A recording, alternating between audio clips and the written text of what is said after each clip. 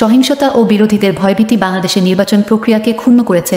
4 যুক্তরাষ্ট্র সিনেটর। বাংলাদেশের নির্বাচনে কয়েক লাখ মানুষের শান্তিপূর্ণ অংশগ্রহণ থাকলেও সহিংসতা এবং বিরোধী দলের প্রার্থীদের ভয়ভীতি প্রদর্শনের কারণে নির্বাচন পূর্ববর্তী প্রক্রিয়া ক্ষুণ্ণ হয়েছে বলে মনে করছেন 4 যুক্তরাষ্ট্র সিনেটর। নির্বাচনে প্রধান বিরোধী দলের অংশ না নেয়ার বিষয়টিকেও দুঃখজনক বলে উল্লেখ করেছেন তারা। যুক্তরাষ্ট্র সিনেটের সংখ্যাগরিষ্ঠ দলের হুইপ ডিক ডারবিন, যুক্তরাষ্ট্র senator Jeff markedly, team Kane এবং পিটার ওয়েলস এক বিবৃতিতে এমন মন্তব্য করেছেন। গতকাল বুধবার ডিক ডারবিনের এক্স সাবেক টুইটার অ্যাকাউন্টে বিবৃতিটি প্রকাশ করা হয়। বিবৃতিতে বলা হয়, নির্বাচনের আগে বিরোধী দলের সদস্য এবং নাগরিক সমাজের কর্মীরা হয়রানির শিকার হয়েছেন, তাদের গণহারে গ্রেপ্তার করা হয়েছে, যা নির্বাচন পূর্ববর্তী প্রক্রিয়াকে ক্ষুণ্ণ করেছে। গণতান্ত্রিক প্রতিষ্ঠানের অপব্যবহার বন্ধ করে গণতন্ত্রের সুরক্ষা নিশ্চিতের অঙ্গীকার পূরণ করতে প্রধানমন্ত্রী শেখ হাসিনার প্রতি বিবৃতিতে আহ্বান জানানো হয়েছে। যুক্তরাষ্ট্র সিনেটরেরা অর্থপূর্ণ সংলাপে বসার জন্য সব দলের প্রতি আহ্বান জানান। বিবৃতিতে বলা হয়, আমরা সব দলকে উদ্বুদ্ধ করছি তারা যেন অর্থপূর্ণ সংলাপে বসে সহিংসতা পরিহারের প্রতিশ্রুতি দেয় এবং রাজনৈতিক সহিংসতার জন্য দায়ী ব্যক্তিদের জবাবদিহির আওতায় আনে।